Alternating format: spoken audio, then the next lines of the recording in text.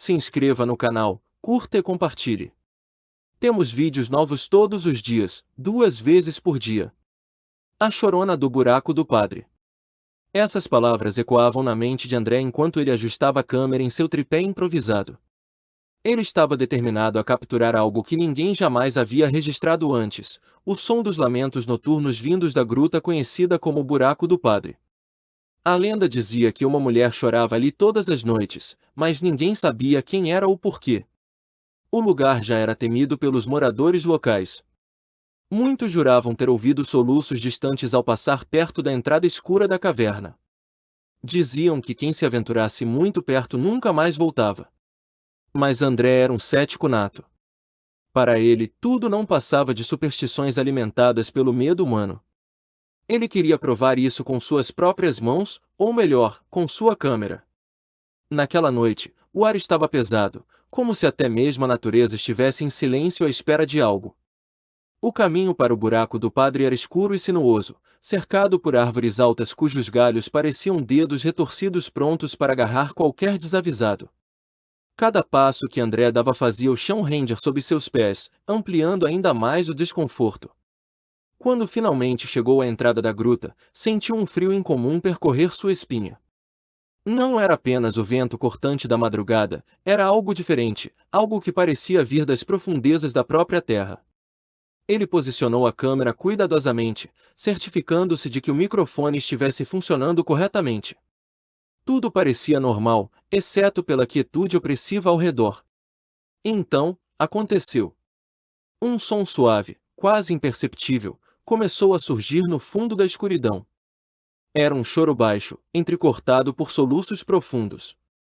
Parecia feminino, mas havia algo estranho nele, como se viesse de outro mundo. André sentiu seu coração acelerar.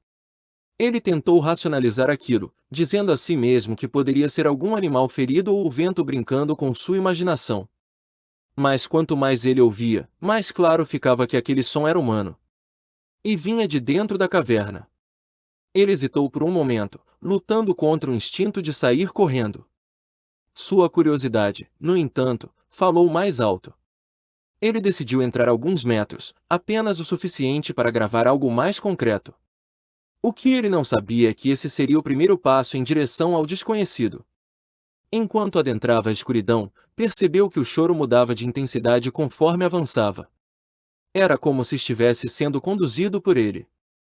A cada passo, o som parecia mais próximo, mais angustiado.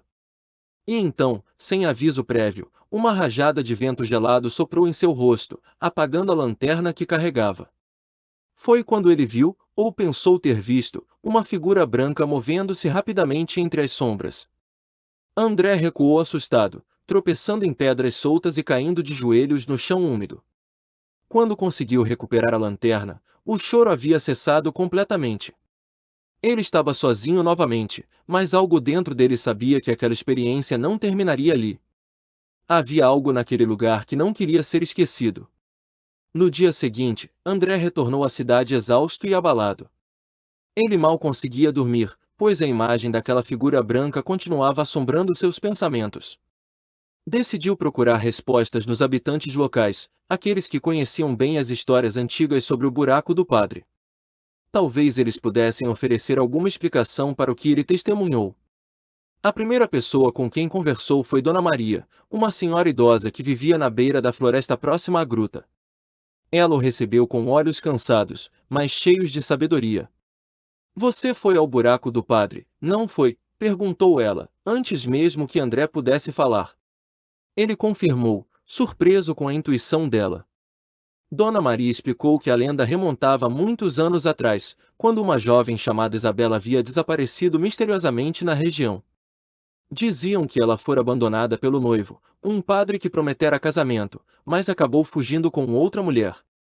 Desesperada e envergonhada, Isabela teria se jogado nas profundezas do Buraco do Padre, onde seu espírito permanecia preso até hoje. "Os que vão lá à noite dizem que podem ouvir seus lamentos", continuou Dona Maria, com uma expressão sombria. "Ela chora por justiça, por vingança, ou talvez por algo que nem ela mesma sabe." As palavras da velha ecoaram na mente de André, deixando-o ainda mais inquieto. Ele começou a questionar se deveria realmente continuar investigando aquele mistério. Mais tarde, ele encontrou João, um caçador experiente que conhecia bem a área ao redor da gruta. João contou histórias ainda mais perturbadoras. Segundo ele, várias pessoas que tentaram explorar o interior do buraco do padre simplesmente sumiram sem deixar vestígios. Algumas delas foram vistas pela última vez gritando por socorro enquanto eram arrastadas para dentro da escuridão. Aquelas narrativas só aumentaram a tensão de André. Ele percebeu que, embora tivesse ido até lá buscando desmistificar a lenda, agora estava cada vez mais envolvido nela. A possibilidade de que houvesse algo sobrenatural no local começava a ganhar força em sua mente. Será que ele havia despertado algo ao invadir aquele espaço sagrado? De volta ao seu pequeno apartamento, André revisou as gravações feitas na noite anterior. Para sua surpresa, havia algo estranho no vídeo. Entre os sons ambientes, ele percebeu murmúrios indistintos, como se alguém estivesse sussurrando palavras incompreensíveis. Ele aumentou o volume e sentiu calafrios ao notar que as vozes pareciam estar respondendo aos seus próprios passos registrados no áudio. Aquela descoberta o deixou paralisado. Ele sabia que precisava voltar ao buraco do padre para entender o que estava acontecendo. Mas também sabia que, desta vez, não estaria sozinho. Algo, ou alguém, estaria esperando por ele. No dia seguinte, André retornou ao buraco do padre, desta vez acompanhado de um amigo, Lucas, que era igualmente fascinado por fenômenos inexplicáveis. Ambos levaram lanternas mais potentes, câmeras extras e até mesmo equipamentos para medir atividades eletromagnéticas. Estavam determinados a desvendar o mistério, mas também preparados para enfrentar o pior. Ao chegarem à entrada da caverna, o clima estava ainda mais pesado do que na noite anterior.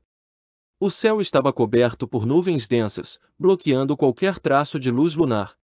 O silêncio era absoluto, como se até mesmo os insetos evitassem aquele lugar. Lucas comentou nervosamente: "Tem algo errado aqui. É como se o próprio ar fosse venenoso." Eles adentraram a gruta devagar, iluminando as paredes irregulares com suas lanternas.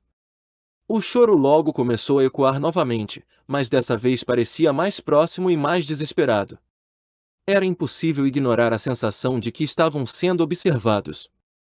A cada passo, a temperatura parecia cair drasticamente, formando uma névoa fina que dificultava a visão. Em certo ponto, o grupo encontrou marcas estranhas nas paredes da caverna, símbolos antigos que pareciam escritos com sangue seco.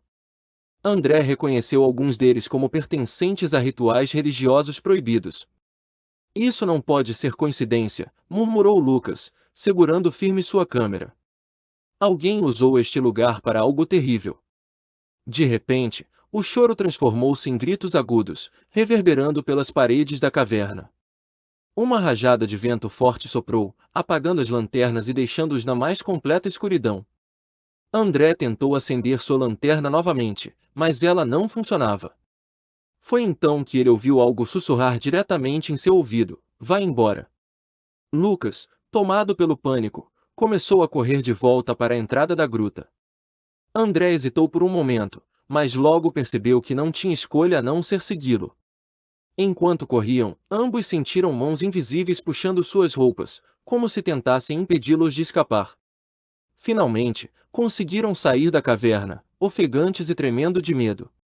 Quando olharam para trás, viram uma figura feminina parada na entrada da gruta, vestida de branco e com o rosto coberto por uma longa cabeleira negra.